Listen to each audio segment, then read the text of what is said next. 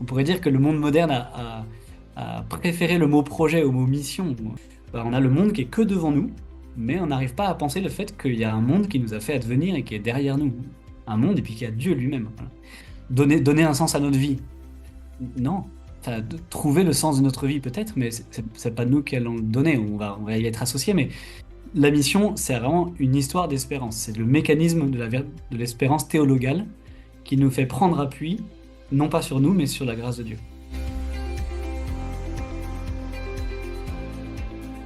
Bonsoir à tous. Je suis ravie de vous retrouver ce soir pour cette deuxième conférence d'Urasso. Donc, je suis Delphine Rousseau, je suis directrice déléguée d'Urasso et je suis en compagnie de Don Maxence Bertrand. Bonsoir, Don Maxence. Bonsoir Delphine. Alors, ce soir, nous allons donc parler de l'espérance et de la mission, plus exactement. Donc, pardon, notre deuxième conférence de carême. La première était sur la foi et sur les obligations des chrétiens avec Don François-Xavier Péqueux. Donc, ceci est la deuxième. Et puis, il y aura notre dernière conférence de carême le 9 avril sur la charité. Donc, nous sommes donc sur les trois vertus théologales pour ce cycle de conférences de carême. Mais on va rentrer très vite dans le vif du sujet de notre conférence d'aujourd'hui, qui est donc sur l'espérance et sur la mission. Alors pour cette conférence, nous avons fait appel à Don Maxence Bertrand. Merci beaucoup, Don Maxence, d'avoir accepté une nouvelle fois, puisque ce n'est pas du tout la première conférence que vous faites avec nous, d'avoir accepté d'être avec nous ce soir. Vous êtes donc prêtre de la communauté Saint-Martin, vous avez été responsable de la pastorale des jeunes au sanctuaire de Lourdes, et puis vous êtes maintenant au curé de la paroisse de Oulin, dans le diocèse de Lyon. Et puis, vous avez fait de longues années de scoutisme, vous avez été conseiller religieux pour différents groupes, donc vous connaissez très bien le mouvement. Mais donc ce soir, on va parler donc de l'espérance et de la mission. Alors, vous avez écrit un livre sur ce sujet-là justement cette année aux éditions du CERF. Et donc, voilà, l'idée de ce soir, c'est justement de confronter un petit peu ce que l'on peut voir en tant que chrétien et puis en tant que scout aussi de la mission et de l'espérance avec voilà, le monde un petit peu bouleversé, assez, comment dire, activiste que l'on peut, voilà, ce monde dans lequel nous sommes aujourd'hui. Et donc, c'est ça qu'on va essayer de confronter un petit peu ce soir. Concrètement, c'est comment travailler aux œuvres de Dieu, comment annoncer l'évangile. Voilà, on a encore cette question des apôtres qui résonne en nous aujourd'hui, mais nous sommes dans des temps de bouleversement constant, dans un activisme, une rapidité, une instantanéité très très forte. Et on peut, voilà, dans ce temps aussi de déchristianisation, se dire que les chrétiens peuvent être une sorte de minorité agissante, avec donc la tentation qui nous guette de répondre à cette déchristianisation, à ce flot voilà, incessant, cette rapidité, avec un surcroît d'activités, de projets, de stratégies. Et donc, on peut un peu se perdre en chemin sur ce chemin de la mission. Donc, c'est ça qu'on va voir ensemble. Voilà, comment répondre à l'appel de cette mission. Et voilà, on va se laisser guider par vous ce soir sur ce sujet. Donc, je vais vous poser un certain nombre de questions pour qu'on puisse travailler un petit peu le sujet ensemble. Ça va durer 30-40 minutes environ. Et puis ensuite, on pourra entendre et poser, voilà, entendre les questions des participants. Alors, voilà pour l'introduction. Nous allons donc démarrer. Et je vais poser la première question dans Maxence. Alors, quand on parle de mission, de quoi parle-t-on exactement? Et puis ensuite, on va dérouler petit à petit les choses. Qu'est-ce qui relève de la mission dans ma vie? Euh, Est-ce que c'est un engagement associatif? Est-ce que c'est aussi sa vie conjugale, familiale, sa vie professionnelle, ses activités missionnaires? Voilà, pour l'instant, on plante le décor de la mission. Merci beaucoup. Donc, bonsoir à tous. Je suis très heureux de vous retrouver pour cette nouvelle conférence. En effet, sur l'espérance et sur la mission, je vais, dans les questions que nous avons travaillé avec Delphine, j'essaierai d'expliquer le lien entre les deux qui apparaît peut-être pas immédiatement, le lien entre espérance et mission. Mais tout de suite, en effet, une des premières choses qui apparaît, c'est peut-être un flou dans notre tête sur qu'est-ce qui est vraiment de l'ordre de la mission dans la vie chrétienne. Euh, vous l'avez détaillé, Delphine, il y a en effet un engagement associatif, une vie conjugale, un état de vie, ma vie de prêtre, ma vie familiale, une vie professionnelle, des activités. On a l'été plein d'activités missionnaires, etc. Et on peut être un peu perdu entre des projets, des activités, des états de vie, des relations, une intimité avec le Christ, etc. Alors, il me semble que pour repartir, il faudrait se dire qu'on est dans un contexte, en effet, chrétien, après Vatican II, où on a beaucoup travaillé sur la place des laïcs dans le monde, la place des fidèles dans le monde. Cette question-là, qui était responsable de la mission, il y a 200 ans, on l'aurait posée un peu différemment. Vous voyez. En fait, on a un contexte ecclésial aujourd'hui où on se dit que on redécouvre, un peu comme dans les Actes des Apôtres, que chacun est responsable de la mission et de l'évangélisation. Ça, c'est le contexte un peu ecclésial dans lequel on est. Et puis, il y a un contexte qui n'est pas ecclésial, mais qui est philosophique, c'est celui du monde moderne dans lequel on est, on pourrait dire philosophique, sociologique, etc. Et ce livre qui s'appelle Compter sur lui, j'ai essayé de travailler beaucoup la question du mot projet, parce que il y a des sociologues et des historiens qui se sont aperçus que le mot projet avait pris une place considérable dans notre société. Et on peut remarquer deux mouvements principaux. Un premier mouvement, c'est le mouvement d'une extension, c'est-à-dire que tout est devenu un peu projet. On emploie ce mot beaucoup dans tout ce qui est éducatif, pédagogique. Il faut des projets d'éducation, projets pédagogiques, etc. Dans la vie même chrétienne, paroissiale, il faut qu'on ait un projet pastoral, un projet diocésain, un projet missionnaire, etc. Il y a plein de psychologues du travail qui ont observé comment est-ce que le management par projet a complètement bousculé la philosophie de l'entreprise et qu'on n'est plus du tout sur des carrières longues ou sur une identité de l'entreprise. Enfin, c'est plutôt le projet qui caractérise l'entreprise, etc. Donc il y a une espèce d'extension, on a l'impression que tout est devenu un peu projet.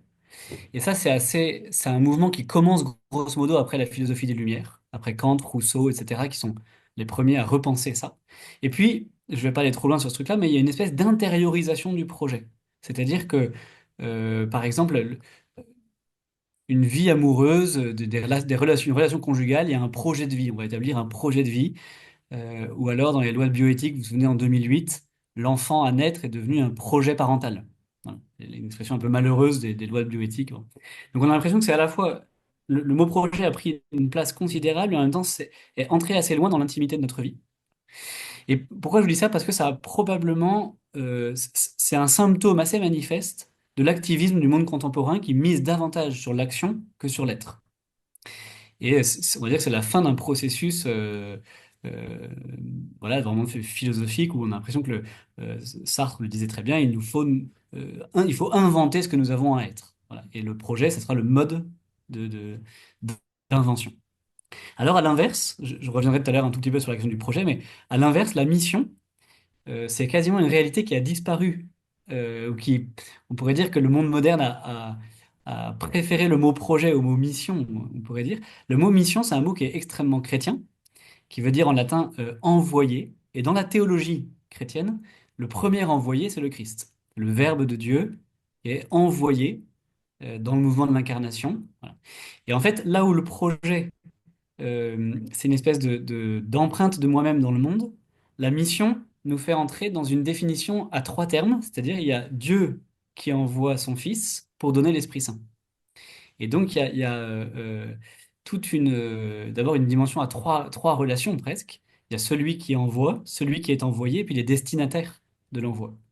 Et en fait, la définition la plus théologique, on pourrait dire, du mot mission, c'est saint Thomas d'Aquin qui la donne dans la Somme théologique quand il travaille cette question de l'envoi du Christ, du Verbe sur la terre. Il dit euh, la mission, c'est une présence à partir de quelqu'un d'autre. Alors ça c'est l'essentiel. C'est une présence à partir de quelqu'un d'autre. Donc en fait, je trouve ça très légitime dans notre vie chrétienne aujourd'hui de se dire mais qu'est-ce qui est de l'ordre de la mission? Est-ce que c'est l'évangélisation sur les plages l'été? Est-ce que c'est le festival Annuncio? Est-ce que c'est le congrès Mission? Est-ce que c'est ma vie conjugale, ma vie professionnelle, etc. Toutes ces questions, elles sont légitimes. Mais en fait, quand je les pose, je suis encore dans une logique d'activité où il va falloir que je définisse peu à peu qu'est-ce qui est missionnaire et qu'est-ce qui l'est pas. Et c'est pas du tout la définition de la mission, où la définition de la mission, c'est une présence au titre de quelqu'un d'autre. Donc on n'est pas sur du faire, mais on est sur de la présence. Voilà. Et donc, d'une certaine façon, présence au titre de quelqu'un d'autre, je peux être présent au titre de Dieu, au titre de l'amour de Dieu, une présence rayonnante, une présence féconde, une présence qui inspire quelque chose du mystère de Dieu, alors ma vie devient chrétienne et missionnaire. Voilà. Donc ça, je voulais introduire comme ça en disant, on est dans une ère assez activiste, et je vais revenir un peu après, mais en tout cas, la mission, c'est vraiment une présence qui aura un débordement d'œuvres. Donc on y reviendra, il y aura des projets, etc., derrière, des projets missionnaires, mais ce ne sont pas des projets qui me font devenir missionnaire, c'est le fait d'être baptisé et de porter en mon cœur la vie de Dieu. Alors justement, comment transformer le monde, comment comprendre et vivre cet appel à la mission dans cette société justement marquée par l'accélération permanente? C'est ce que vous disiez, hein, qui a inversé vraiment profondément le rapport entre l'être et l'agir. En fait, le monde moderne, alors, il y a plein de philosophes qui étudient ça, c'est très intéressant. Le monde moderne nous a mis dans une relation presque un peu d'adversité entre nous et le monde. Ouais. Et ça part. Évidemment, c'est pas du tout l'objet de Descartes, mais vous vous souvenez en vos cours de philosophie vaguement de Descartes, je pense donc je suis. Tout le monde connaît, je pense donc je suis. Descartes, il dit, pour connaître les choses, je vais essayer, vous savez, c'est un doute méthodique, on dit méthodologique, on va essayer de repartir le plus loin possible. De quoi est-ce que je suis absolument certain? Je vais essayer de tout remettre en doute. La seule chose que je ne peux pas, dont je ne peux pas douter, c'est que je pense. Donc on va dire que le fond du fond du fond de ma pensée, c'est que je pense. Et donc je vais commencer à observer le monde à partir de ça. Alors lui, il n'entrevoit pas complètement les conséquences de sa pensée, peut-être Descartes, peu importe, mais quelques centaines d'années après, enfin dans ce mouvement-là, on va dire, il y a un philosophe qui s'appelle Fichte, qui est un philosophe allemand, et qui va presque un peu psychologiser cette conception de Descartes, qui va dire, bah, en fait, il y a le moi, ma vie, et puis il y a tout ce qui est hors de moi, c'est le non-moi. Et donc c'est le monde. Et pour la première fois, on se met à penser le sujet, l'individu, en face du monde. Donc le moi et le non-moi. Alors en fait, Fichte, on ne le connaît pas beaucoup forcément, mais il inspire toutes les théories de développement personnel aujourd'hui. Ouais. Euh, on peut dire que c'est la base philosophique de toute la psychologie contemporaine, c'est-à-dire le lien entre mon milieu, l'influence de mon milieu sur moi-même, etc., etc. Euh, un gars du Moyen Âge, il aurait halluciné qu'on pense comme ça, parce que en fait, on n'est pas hors du monde. C'est un espèce d'artifice intellectuel de se penser en dehors du monde et de penser le monde devant nous.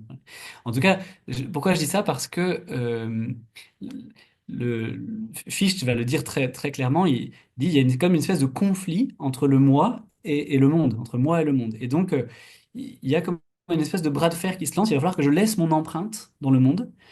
Et toute la philosophie de Sartre, par exemple, très axée sur le projet, ça va être un peu dans ce mouvement-là de dire bah, je dois me faire exister. Et en fait, le propre du mécanisme du projet, c'est de dire bah, c'est quelque chose qui part de ma tête, je vais essayer de laisser une empreinte dans le monde, et puis il y a un retour sur moi.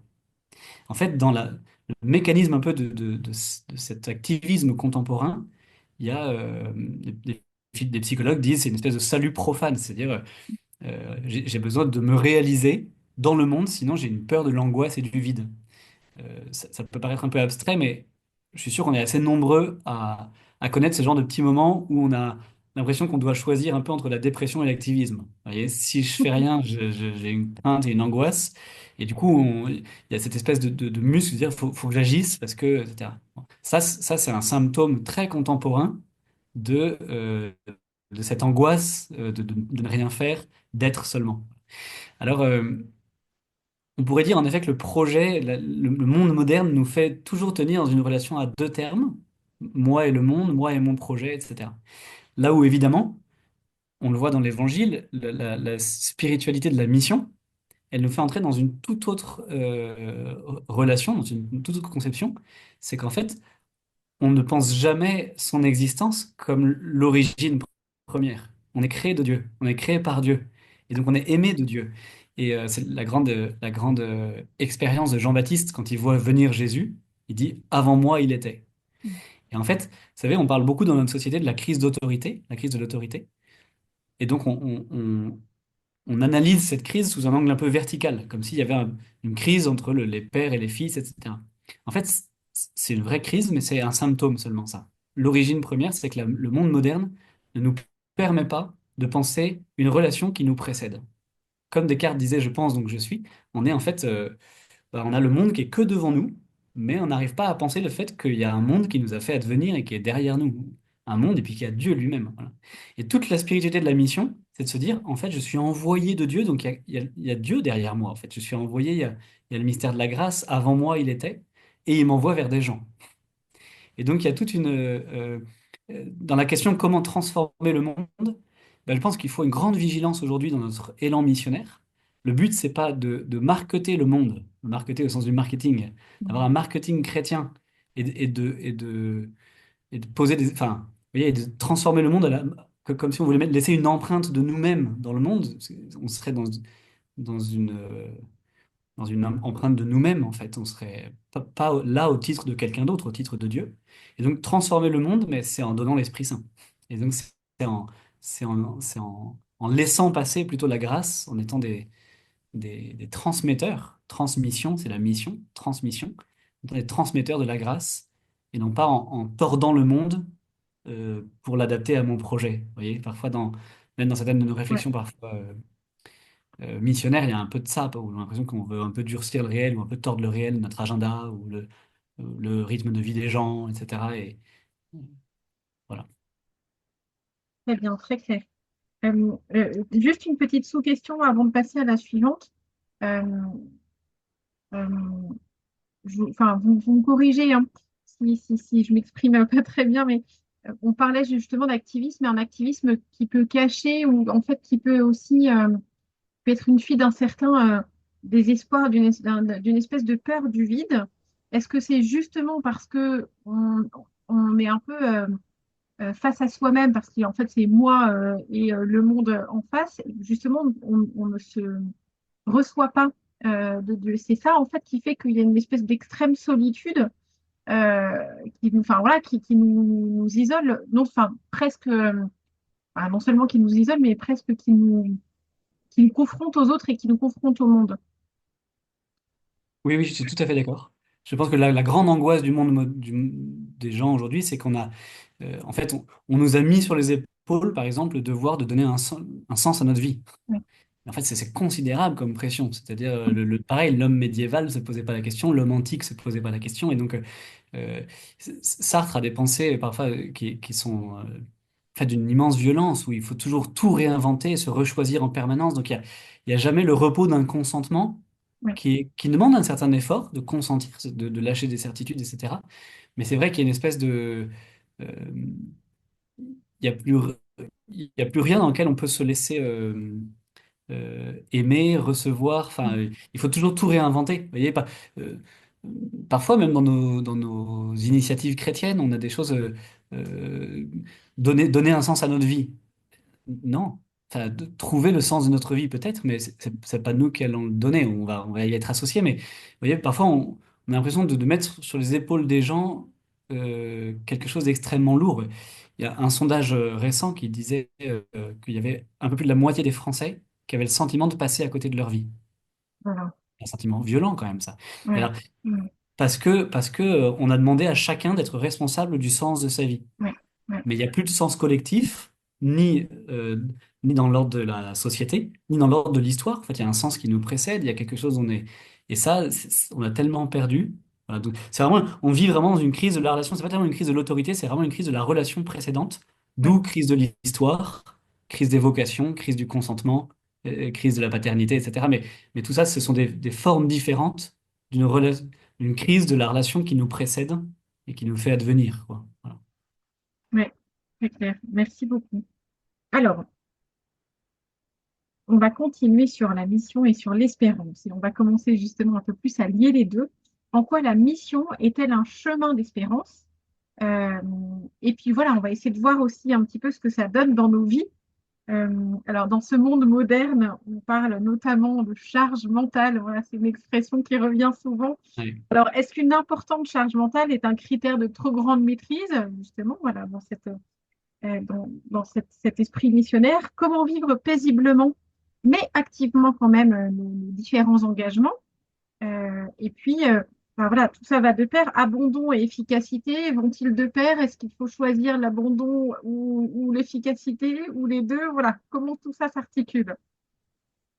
En fait, il y a un lien très fort entre la définition de la mission et la définition de l'espérance.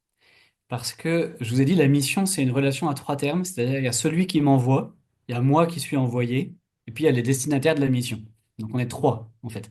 Et naturellement, dans nos têtes, on a toujours tendance à réduire euh, la réalité à quelque chose de binaire. Un peu. Donc on y reviendra après, mais dans la mission, il y a ceux qui vont oublier Dieu, donc il n'y a plus que moi et puis les destinataires, mais j'ai un peu oublié Dieu, ou alors il y a Dieu et moi, et puis les destinataires sont les spectateurs, mais c'est toujours très compliqué de tenir une relation à trois termes. Ça demande une- un grand discernement, je trouve. Enfin, et en fait, ça signifie quoi? Ça signifie que je prends appui sur l'appel de Dieu, sur sa mission. Dans l'Évangile, c'est quelque chose qui revient en permanence dans la bouche du Christ. C'est très, très étonnant. Même, il parle en permanence du Père. Je viens du Père, je ne fais que ce que le Père m'a dit de faire, de dire, etc.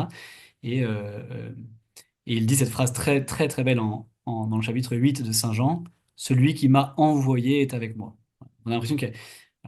Et en fait, la définition de l'espérance va reprendre ce même mécanisme, c'est-à-dire c'est le fait c'est le catéchisme de l'Église catholique au numéro 1817 qui dit, l'espérance, c'est la vertu théologale par laquelle nous désirons notre bonheur, c'est-à-dire le royaume des cieux et la vie éternelle, en mettant notre confiance dans les promesses du Christ, et surtout, c'est ça le plus important, et en prenant appui non sur nos forces, c'est un moi, mais sur le secours de la grâce du Saint-Esprit. C'est-à-dire, je suis capable de prendre appui sur un extérieur de moi-même qui s'appelle le mystère de la grâce.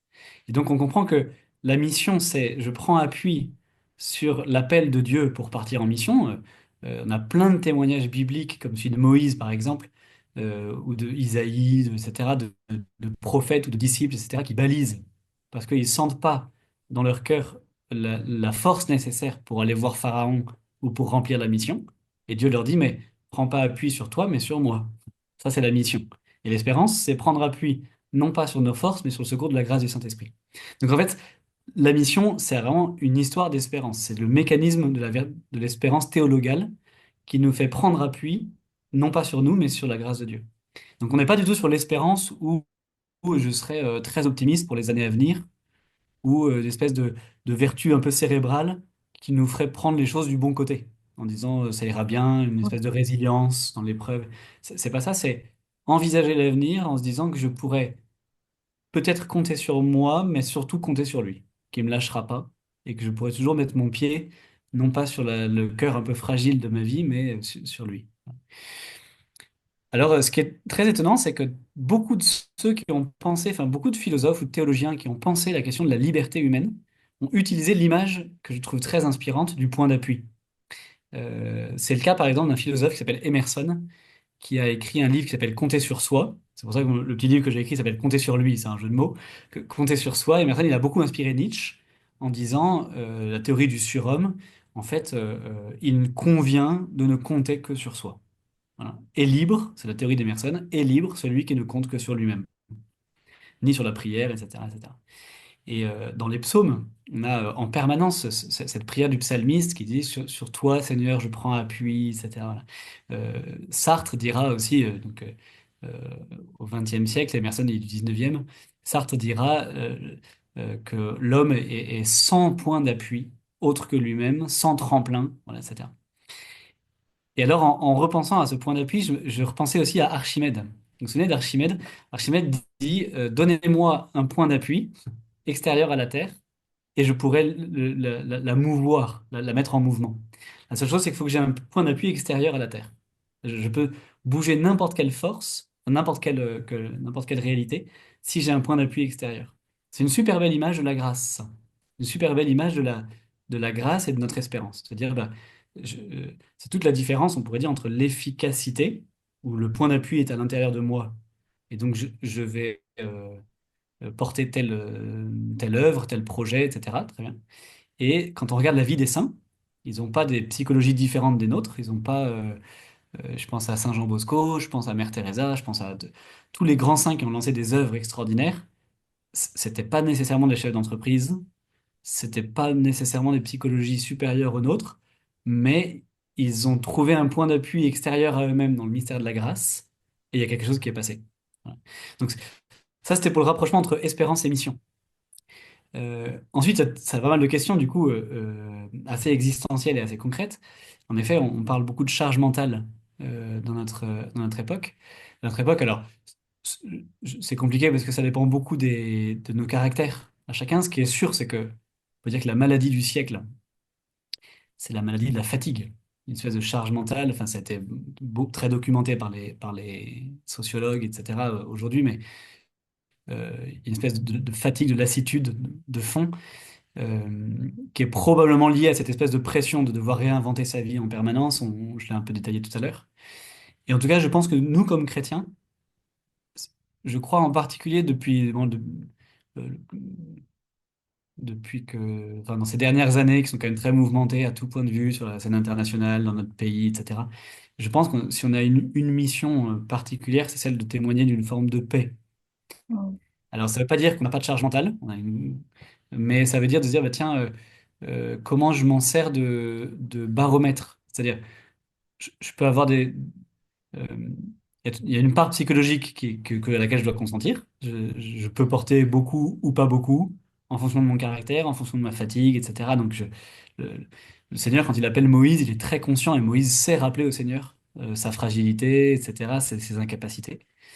Et puis parfois, il y a toute une distinction à avoir en se disant, OK, est-ce que cette fatigue que je traîne en ce moment, c'est une fatigue qui est liée, est-ce que je suis fatigué par mon travail ou de mon travail? Est-ce que je suis fatigué et c'est une fatigue légitime ou est-ce que c'est une fatigue qui n'est pas très légitime parce que probablement je pars trop de moi-même et plus assez de Dieu? Et que le point d'appui, il est trop dans ma vie et plus assez sur celui de la prière et sur celui de l'abandon, etc. Voilà. Donc, attends, je veux vraiment insister sur le fait que toute fatigue n'est pas le signe d'une toute maîtrise. D'accord, on voit Saint Jean Bosco le soir était épuisé de ses journées. On voit les apôtres aussi, etc. Donc il y a une fatigue et physique et psychique qui est très légitime. Mais on a un discernement supplémentaire comme chrétien de se dire, bah tiens, est-ce qu'en ce moment je suis fatigué de tout ça parce que je prends trop appui sur moi-même? Voilà. Et donc abandon et efficacité vont-ils de pair? Bah, en fait, oui, si l'abandon est bien vécu, en fait, la grâce va passer. Alors, efficacité, bah, il y a des saints et puis il y a des chrétiens où la grâce va se manifester sous une forme visible de projet extraordinaire. Encore une fois, on pourrait parler de Saint Camille de l'Hélice, de plein de saints qui ont fondé des œuvres extraordinaires, médicales, éducatives, etc. Bon, voilà. Et puis il y a des saints qui vont avoir une fécondité un peu moins visible, mais tout aussi extraordinaire. Sainte Thérèse de l'Enfant Jésus, elle n'a pas fondé d'œuvre mais son rayonnement est extraordinaire. À la vue humaine, elle n'a pas mené de projet. Voilà. Mais en tout cas, ce qu'il y a, c'est que tout l'enjeu de la foi, c'est de prendre appui sur la grâce de Dieu qui est dans un au-delà à l'intérieur de moi-même ou enfin, dans quelque chose qui me précède. Est-ce que peut-être, avant de passer à la question suivante, vous pouvez nous aider, nous donner des pistes pour justement nous aider euh, au quotidien, dans la vie, à prendre plus appui sur la grâce de Dieu plutôt que sur nos propres forces? Bah, oui, enfin, je dirais qu'il y a deux choses. Il y a la vie chrétienne ordinaire, sacramentelle, on va dire. Je pense que euh, par exemple, dans la confession régulière, bah, dans le mystère de la confession régulière, il y a on vient déposer au Seigneur nos péchés, nos fautes, et on repart en disant, je prends la ferme résolution de ne plus recommencer, en sachant qu'on va recommencer. Mais en fait, en disant ça, je veux dire que je veux prendre appui sur le Seigneur, par exemple. Donc, je pense dans tous les moments un peu de ressourcement, que ce soit la messe dominicale, la confession, euh, voilà, je pense en particulier aussi sur un des plus gros combats dans la vie, pour beaucoup, en tout cas je le dis pour moi-même, c'est de mettre la prière au début de nos activités et non pas à la fin. C'est-à-dire dans le fait de dire, bah tiens, je commence cette journée à prier, ou alors j'ai telle réunion, assez vite on a envie de basculer sur l'activité, etc. Et se dire, non, je vais symboliser le fait que je vais que je vais m'appuyer sur la grâce de Dieu. J'aurais une petite vigilance enfin, je serais un tout petit peu vigilant à pas trop psychologiser ce truc-là. C'est-à-dire, Ouais. il faut presque plus le symboliser que le psychologiser, parce que c'est pas une question de conscience. J'ai pas conscience de prendre appui sur Dieu. en fait. Mais le fait de me dire, bah, voilà, je commence ce moment avec un signe de croix. Vous savez, les communautés, par exemple, les servantes des pauvres, beaucoup de communautés qui vont visiter des malades, ils ont toujours un petit rituel invisible dans le cœur. Vous savez, ils toquent à la porte ou quand ils sonnent, ils ont des petites formules en tête. Paix à cette maison et à tous ceux qui y habitent, etc. Toutes ces petites phrases-là, bah, ça peut paraître très accessoire, anodin, mais tiens, je commence cette Mm. visite en priant et en mettant sous le regard de Dieu. Est-ce que j'en ai une conscience psychologique ou affective très claire? Probablement pas, ou rarement. Mais c'est pas très grave. Ce qui compte, c'est que j'ai manifesté dans mon désir de prier. Voilà. Donc ça, je dirais ça, toutes ces petites, certains gestes, le fait de se signer, le fait de commencer sa journée en priant, etc. D'invoquer l'Esprit Saint. Euh, ouais. Ok, super, merci beaucoup. Alors, euh, il peut arriver, on comprend déjà mieux la mission, l'espérance, etc. On va rentrer de nouveau un peu plus dans le concret. On peut avoir l'impression que les contours de la mission, pour soi-même notamment, ne sont pas très clairs. Voilà, ça paraît un peu flou, un peu confus. En tous les cas, c'est sûr qu'un projet, un plan d'action, c'est un peu plus, voilà, un peu plus carré, un peu plus clair, un peu Mm. plus concret. Là, ça l'est peut-être un peu moins. Et donc, comment agir fidèlement, concrètement aussi, dans un rapport au temps aussi qui nous échappe? Il y a un passage de l'Évangile où j'aurais aimé y assister. Enfin, il y en a pas mal comme ça, mais c'est l'envoi en mission. Vous vous souvenez, Jésus forme ses disciples, 72 disciples. Et on dit que c'est le discours missionnaire de Jésus, on le trouve chez Matthieu et chez Luc. Et Jésus donne des consignes avant d'envoyer ses disciples en mission, deux par deux, dans les villes et villages, etc. Et en fait, quand on regarde le discours de Jésus, c'est un discours qui fait une bonne page, enfin, un ou deux chapitres chez Saint Matthieu et chez Saint Luc. Et grosso modo, à la fin, Jésus a expliqué, donc il dit juste, allez dire que le royaume des cieux est tout proche. Et puis bah, après, vous prenez pas de bâton, pas de tunique de rechange. Là où on vous servira à dîner, vous resterez. Si on vous accueille pas, vous partez, etc. Et à la fin, il dit, bon, bah, allez-y. Et en fait, on a envie de dire avec les apôtres, attends, c'est pas clair du tout. On leur dit quoi, en fait? Qu'est-ce qu'on fait? Voilà. Et en fait, Jésus ne donne aucune consigne sur le contenu de la mission. Il donne juste des consignes sur la façon, sur l'état d'esprit des disciples qui vont y aller. C'est-à-dire, grosso modo, partez pauvres, comptez sur la providence, recevez et restez dans l'accueil des gens enfin, acceptez l'accueil que les gens vous offriront, forcez pas quand les gens veulent pas, etc. On a l'impression qu'il travaille l'état d'esprit des disciples bien plus que le contenu de ce que les disciples vont devoir dire ou faire. Ils n'ont pas tellement de consignes sur l'itinéraire en disant bah, vous irez puis là, puis là, puis là, etc. C'est hyper flou, en fait. C'est inquiétant si on n'a pas compris que la mission, elle n'interroge pas la qualité de notre action, mais la qualité de notre présence. Et on a l'impression que ça rejoint tout à fait la définition de saint Thomas d'Aquin de la mission, être présent au titre de quelqu'un d'autre. Ça veut dire que si la mission, c'est une présence féconde, une présence qui rayonne de la grâce de Dieu, bah, c'est pas forcément très grave si la mission si le contenu ou les contours de la mission est un peu flou. Euh, C'est peut-être un peu frustrant, mais je pense que je pense que les apôtres ont vécu cette même frustration-là, en fait. Mais du coup, ça permet aussi de se dire que, vous voyez, parfois, dans l'Église, il y a des petites oppositions ou des incompréhensions. Je pense beaucoup à ce mouvement qui a été magnifique en son origine, des prêtres ouvriers, par exemple, bah, qui sont partis avec vraiment ça dans le cœur, être présent au titre de quelqu'un d'autre dans un monde qui n'était plus. Voilà. Et je pense qu'aujourd'hui, on a peut-être basculé un tout petit peu trop enfin, sur la mission considérée seulement comme une annonce explicite du mystère de la foi. Mm. C'est très clair que c'est de la mission. Mais la présence silencieuse, priante, rayonnante d'un chrétien dans un milieu qui l'est pas, à la façon de Madeleine Delbrel, à la façon de Charles de Foucault, à la façon des moines de Tibrine, etc., c'est évidemment une forme éminente de mission. Voilà. Mm. Et leur mission n'était pas très claire. Charles de Foucault, qu'est-ce qu'il devait faire dans son Sahara? Bah, il s'est pas planqué, donc il était en habit, etc. Il était connu de tous comme étant chrétien, prêtre, catholique, etc. Mais il a passé du temps avec eux, un peu comme Jésus qui est allé dîner chez les pêcheurs, etc., etc. Donc c'est vraiment cette question-là de la présence et non pas de l'activité. Et je voudrais juste peut-être rajouter une chose sur dans l'Évangile, il y a une question qui revient très très souvent à propos de Jésus, c'est d'où vient-il? On est sûr, quand Jésus parle, euh, les gens se disent, mais de quelle autorité, par quelle autorité il parle, quoi? Mm. D'où ça vient?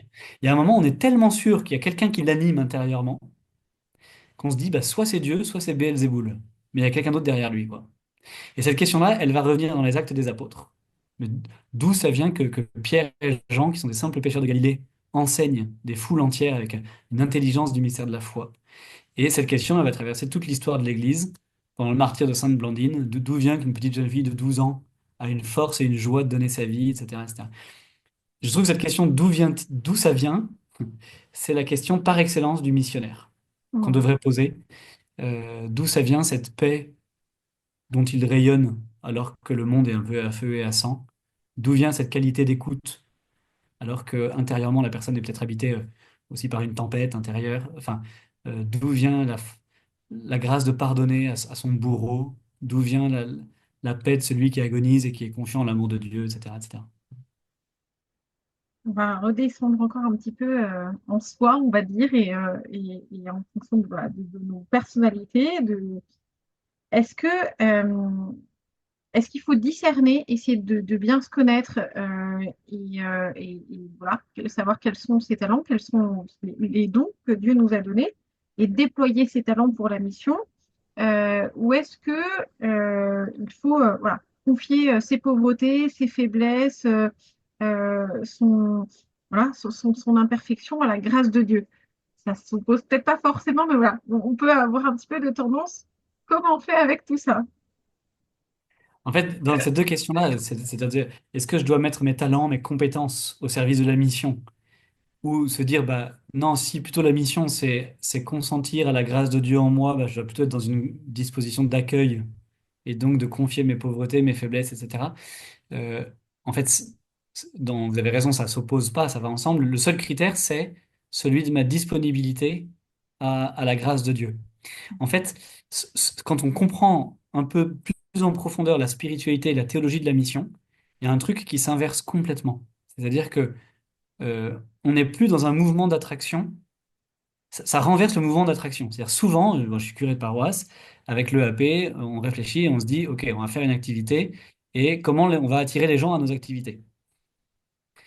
Comment on va attirer les gens à nos activités scouts, caritatives, éducatives, machin, etc., etc. La question, elle est légitime. Mais en fait, elle est pas juste. Parce que le mouvement d'attraction, il doit être inverse. C'est-à-dire, c'est moi, comme chrétien, je dois me laisser attirer en permanence par le mystère de Dieu et je dois me laisser attirer en permanence par mon prochain. C'est-à-dire, toutes les grandes œuvres chrétiennes, elles sont nées d'un saint ou d'une sainte qui s'est laissé attirer lui-même ou elle-même par la pauvreté. Saint Martin, le pauvre Damien, Saint François d'Assise le lépreux, le pauvre pour Mère Teresa qui dit j'ai soif dans cette gare en Inde, etc. Et donc, le critère principal, c'est de se dire je dois relire ma disponibilité, presque la porosité de mon cœur. Vous voyez, est-ce que mon cœur est assez poreux et assez sensible au mystère de Dieu et au mystère de mon prochain? Et en fait, quand je suis dans cette optique-là, eh bien, je ferai la différence entre déployer mes talents pour attirer les gens à moi. Bah, c'est pas ça que le Seigneur nous demande. Déployer mes talents pour l'attirer à lui et pour faire rejoindre le pauvre qui est devant moi et le Seigneur qui est dans mon cœur et au ciel et dans l'Eucharistie, oui. Vous voyez, et si le consentement à mes pauvretés me permet d'avoir un cœur un peu plus poreux et un peu plus disponible au passage de la grâce, c'est le chemin. Voilà. Et donc, il y a- je dirais que donc c'est bien ces deux mouvements-là, en sachant que le critère principal, c'est est-ce que mon cœur est. J'aime bien cette image-là, mais est-ce qu'il est poreux à la présence de Dieu et est-ce qu'il se laisse toucher par la présence de l'autre, quoi. Euh, de temps en temps, je pense par exemple à la figure de David. David dans la Bible. Un jour, il se réveille, il va voir Nathan, le prophète, et il lui dit, j'ai une super idée, on va construire un temple pour Dieu. Nathan lui dit, ah ouais, c'est une super idée. Très bien. Nathan s'en va, il prie, il dort, et il revient le matin en disant, non, le Seigneur m'a dit, c'est pas toi qui construiras un temple, c'est lui qui va te construire un temple. Ça veut dire quoi? C'est une histoire très forte dans l'Ancien Testament. Ça veut dire que parfois, on a tendance à vouloir faire des œuvres pour Dieu, on a des projets chrétiens pour Dieu, mais c'est pas son œuvre à lui, hein. Et c'est toute une question qui traverse l'histoire de l'Église. Est-ce que nous devons faire des œuvres pour Dieu ou est-ce que nous devons faire l'œuvre de Dieu? Et là, c'est lui qui agit en nous, à travers nous. Voilà. Et donc parfois, en déployant ses talents ou dans une ingéniosité, il faut se dire, bah, bon, c'est une super idée, est-ce que c'est ce que Dieu veut? Est-ce que lui va pouvoir agir à travers moi dans dans cette activité, dans ce projet que j'ai? Est-ce que ça vient de lui ou est-ce que ça vient de moi? Et c'est pour ça que parfois il y a des projets que Dieu inspire et c'est lui qui le veut et très bien et on y va, on déploie nos talents. Puis parfois il y a des projets comme celui de David bah, qui ne sont pas inspirés de Dieu, ils sont beaux, ils sont chrétiens, ils sont estampillés chrétiens ou marquetés chrétiens. Mais en fait, Dieu nous a pas inspiré ça et peut-être qu'il faut plutôt les lui offrir, abandonner ce projet pour lui. Et est-ce que, en fait, quand on dit ça et quand vous dites qu'il faut se laisser attirer par Dieu et par l'autre, est-ce que du coup, la première chose, c'est plutôt que de déployer ses compétences ou au contraire d'être dans un espèce d'abandon un peu passif, est-ce que, en fait, l'idée, c'est de se mettre à l'écoute et de répondre à un appel. Est-ce que c'est ça qui nous permet justement de comprendre en fait vers quoi aller, où Dieu nous attend? Je dirais que il faut avoir la ferme certitude intérieure que Dieu n'a pas besoin de nous, mais qu'il est profondément heureux de nous associer au mystère du salut. Et donc, il y a en effet cette recherche, enfin, en effet cette écoute intérieure, mais comment dire, c'est presque une histoire de générosité de se dire, ben, Seigneur, oui, il y a un discernement. Seigneur, un peu comme Simon de Cyrène, je suis prêt à porter un petit bout de ta croix avec toi pour le salut du monde, mais c'est pas moi qui vais œuvrer au salut du monde. Vous voyez? Euh, une chose qui est merveilleuse aujourd'hui, on en parle et on en reparle parce que ça fait notre joie à tous, mais cet afflux de catéchumènes, Oui. aujourd'hui, c'est quand même, on vit quelque chose de très évangélique au sens propre, parce que ils sont très nombreux, pas par rapport à la société française, c'est un peu insignifiant, mais par rapport aux communautés qui sont accueillantes. C'est-à-dire nous, aux communautés qui accueillent, on a quand même le sentiment d'une petite pêche miraculeuse, d'autant plus miraculeuse qu'ils ne sont pas le résultat de notre action pastorale. Ça fait 20 ou 30 ans qu'on entend enfin, qu'il y a un vrai mouvement missionnaire en France d'évangélisation, etc. Bon, en fait, tous ces jeunes-là, ils viennent pas du tout parce qu'ils ont vu quelqu'un qui les a évangélisés. Voilà, on ne sait pas d'où ils viennent. Et comme la pêche miraculeuse, comme le vin des noces de Cana, comme la multiplication des pains, etc. Et donc, j'ai envie de dire, avec humour, faut presque dire au Seigneur, bah, ok, on va quand même continuer à évangéliser, même si on voit qu'ils arrivent par ailleurs. Mais il faut quand même le faire. Vous voyez, il y a une espèce de... je vais œuvrer en sachant, je vais discerner l'appel, ce à quoi le Seigneur m'appelle, etc. Mais c'est lui qui sème, c'est lui qui récolte, c'est lui qui conduit la barque de l'Église, quoi. Et, oui, ce que vous disiez sur les catéchumènes, bon, moi j'ai lu plusieurs articles, et notamment là, un article de Famille chrétienne et d'Aletheia qui disait que pour le mercredi des cendres, les églises étaient mais pleines partout dans les villes, dans les campagnes, beaucoup de jeunes, de visages Mm. nouveaux. Et en fait, on ne sait pas vraiment, enfin, les paroissiens, les prêtres ont été surpris sans vraiment savoir d'où ils D'où il venaient. venait. Enfin, Ouais, ouais. ouais, tout à fait, ouais. Ouais. Alors, dernière question, n'hésitez pas ensuite enfin, ou même dès maintenant, hein, à poser vos questions dans l'onglet questions et réponses dans le chat pour qu'on puisse ensuite répondre à vos propres questions. Euh, alors, on termine justement par un choix à faire. Mais non, justement, il n'y a peut-être pas de choix à faire, ou en tout cas que vous allez nous éclairer. Alors, urgence du salut, certitude de l'amour de Dieu, faut-il choisir? La dernière question ultime. J'ai presque un peu répondu avec les Oui. catéchumènes en disant, en tout cas, vous voyez, entre une annonce explicite de la foi, je pense à l'association que j'aime beaucoup, hein, Nuncio, congrès mission, etc. Enfin, tous ceux qui réfléchissent à se dire mais comment témoigner explicitement du mystère du Christ Sauveur. Et puis on pourrait dire une autre sensibilité un peu plus cachée de cette présence euh, rayonnante, simplement. Vous savez, dans l'évangile de Saint Matthieu, vous avez le chrétien qui a pour mission d'être le sel de la terre et la lumière du monde. La lumière, elle est visible, le sel, il n'est pas visible. Il donne du goût. Voilà. Donc dans l'histoire de l'Église, il y a toujours eu ces deux témoignages-là, le témoignage très explicite et puis celui qui est plus implicite, qui se cache pas mais qui donne du goût. Et donc, faut pas opposer ces mouvements-là, me semble-t-il. Oui. Il y a une complémentarité de ces missions. Euh, je dirais comme ça que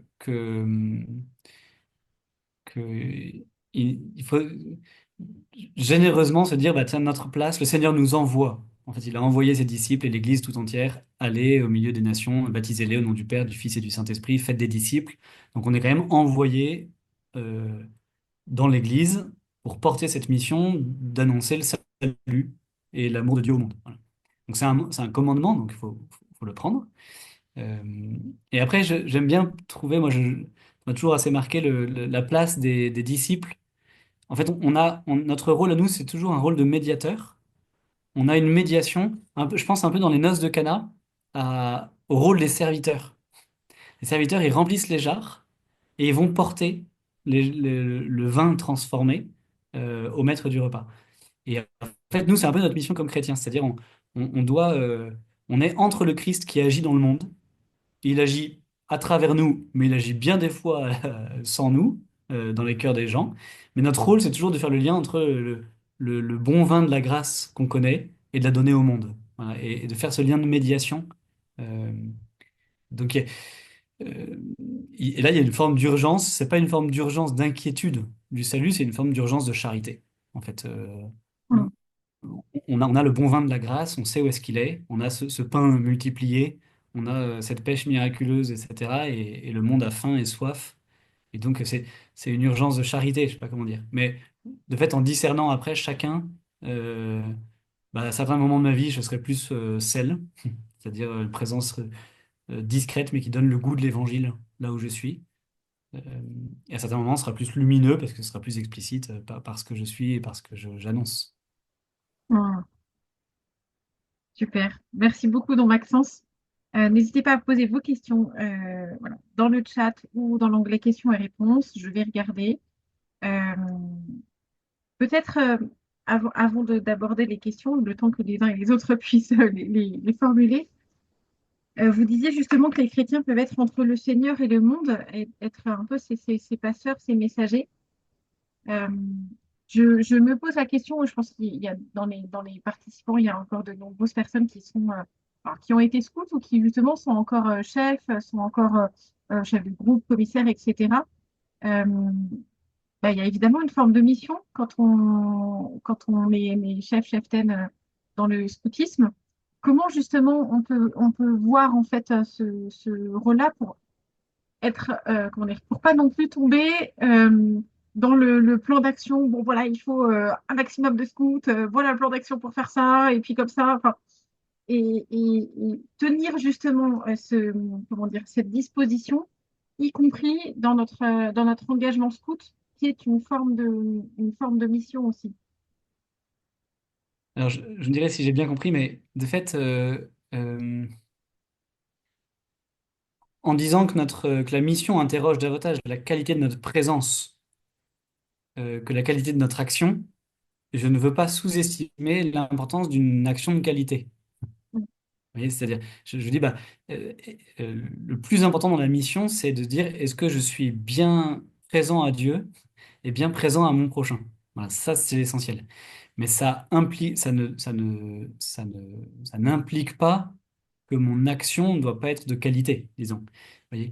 Et donc, celui qui est chef de troupe, qui doit en ce moment remplir et préparer son camp d'un point de vue administratif, juridique, pédagogique, etc., bah, euh, en fait, son, son sens du devoir dans l'engagement qu'il a pris devant Dieu et son sens de la charité pour les scouts dont il a la charge implique qu'il fasse ce travail de qualité et avec beaucoup de sérieux. Mais si, mais disons que il il y a je dirais qu'il y a le travail en lui-même et puis il y a l'énergie qui sous-tend ce travail. Vous voyez, parfois on Oui, peut faire quelque chose avec une énergie considérable parce qu'on a l'impression que le salut du monde repose là-dessus. Et là, ça génère, je pense, précisément une charge mentale considérable, etc. Voilà. Et donc, c'est pas évident, c'est plus facile à dire qu'à vivre, hein, je suis le premier à le penser. Mais je dirais qu'il faut qu'il y a un travail de qualité qui doit être nourri par simplement la vertu humaine de justice. Je dois à Dieu ce qui revient à Dieu et aux autres ce qui revient aux autres, et pas forcément par le sentiment psychologique un peu d'être en mission et de devoir oui. absolument... voilà, pas si ça répond, mais... Si, très bien. Merci beaucoup. Bon, voilà, il n'y a pas de question. On a tout dit. C'est parfait. Merci beaucoup, don Maxence. Euh, alors, je vais juste préciser, voilà, la prochaine, enfin, et dernière conférence, ce sera donc le 9 avril, et ce sera sur la charité, aimer tout homme, aimer tous les hommes. Et donc, ce sera avec Marie Grand, qui est philosophe et qui a écrit un livre lumineux, vraiment brillant, qui s'appelle Géographie de l'amour. Et c'est justement un petit traité, voilà, un petit traité de philosophie, mais tout à fait abordable, je vous rassure, sur la figure du bon samaritain et la figure de l'hôtelier à qui le bon samaritain confie l'homme blessé sur le chemin. Et donc, voilà, quelque chose de très, comment dire, de très pertinent, de très intéressant pour essayer de comprendre une charité spontanée, la charité du cœur, charité individuelle, qui est peut-être celle qu'on voit le plus facilement, qu'on imagine le plus facilement, et notamment avec cette figure du bon samaritain, et une charité plus sociale, plus organisée, plus collective, et qui est tout aussi importante pour justement pouvoir aimer tout le monde, donc qui est peut-être moins spontanée, plus organisée. Et c'est donc ces deux figures-là de la charité que l'on va aborder avec Marie Grand le 9 avril prochain à 21 h. Je vous recommande chaudement de vous inscrire à cette dernière conférence. Celle de ce soir sera en replay dans quelques jours. Merci Thierry pour vos remerciements, j'ai vu ça. Merci Tancred aussi. Merci beaucoup pour vos messages. Merci Philippine. Merci à tous de nous avoir suivis. Un grand, grand merci, don Maxence, pour vos propos toujours aussi lumineux, brillant et compréhensible et voilà, qui nous porte dans la mission. Un grand merci à vous. Bon carême à tous, voilà, bonne poursuite de carême à tous et à très bientôt pour une prochaine conférence du RASO. Bonne soirée tout le monde. Merci beaucoup, bonne soirée.